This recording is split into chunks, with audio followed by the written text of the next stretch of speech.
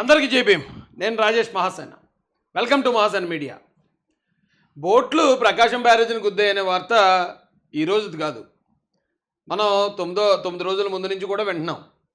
కానీ నేనేమనుకున్నానంటే అది యాక్సిడెంట్ అయి ఉంటుంది.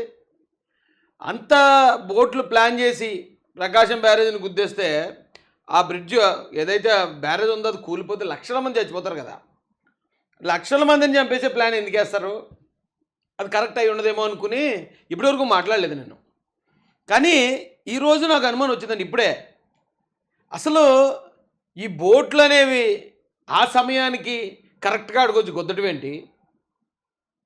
దాన్ని మా పార్టీ కూడా చాలామంది పెద్దలు ఇది కుట్రే అంటున్నా కూడా నాకు ఎందుకో ఎక్కడో ఒక చిన్న అనుమానం, మరీ అంత ఘోరంగా ఇచ్చేస్తారంటదా?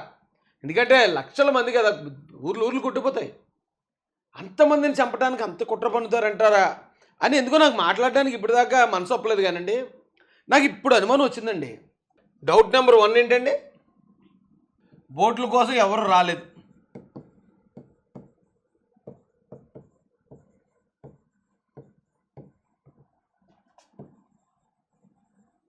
ఇప్పుడు ఒకటండి, బోట్లు సరే, ఆ బోట్లు మాది యాక్సిడెంట్ అయింది, మమ్మల్ని తప్పుగా అర్థం చేసుకుంటారేమో, గమ్మున మనం వెళ్ళి చెప్పాలనుకునేది ఒక కారణం. తొందరగా వెళ్ళి చెప్పేస్తారు, తొందరగా బయటకు వచ్చేస్తారు. రెండోది, కష్టపడి కొనుక్కున్న బోట్లు కదా, కోట్లాది రూపాయలు విలువ ఉన్న బోట్లు కదా, ఆ కోట్లాది రూపాయలు కూడా వదులుకోవడానికి ఎందుకు సిద్ధపడ్డారు? ఈలోపే వెళ్ళి నిజంగా యాక్సిడెంట్ అయితే యాక్సిడెంట్ అని నమ్ముతారు కదా. చెప్తే మన ఇదిగో పలానా చోట ఇలా కట్టామండి, ఇదిగండి పరిస్థితి అని చెప్తే వింటారు కదా. ఎందుకని ఒక్కడు కూడా రాలేదు? ఏమంటే రెండో పాయింట్, అక్కడ అన్ని రకాల పార్టీల బోట్లు ఉంటాయి, ఒక్క వైసీపీ రంగు ఉన్న బోట్లు మాత్రం ఎందుకు వచ్చి గుద్దాయి?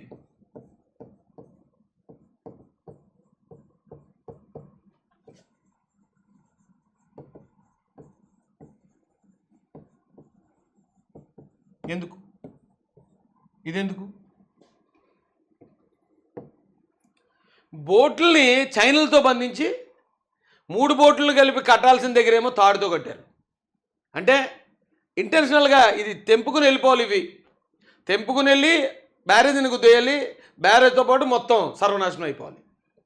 నేను టీడీపీ పేజీలో చూశానండి. అయితే నేను కూడా ఆలోచించలేకపోయాను. లక్షల మందిని చంపేయాల్సిన అవసరం ఏమొస్తుంది? అంత కుట్ర ఎందుకు పొందుతాడు జగన్ రెడ్డి ఇక్కడ ఉండకుండా, అంటే విజయవాడ పరిసర ప్రాంతాల్లో ఉండకుండా బెంగళూరు వెళ్ళిపోయాడు. ఏమండి, జగన్ బెంగళూరు అంటే ఎందుకు వెళ్ళాడు మరి?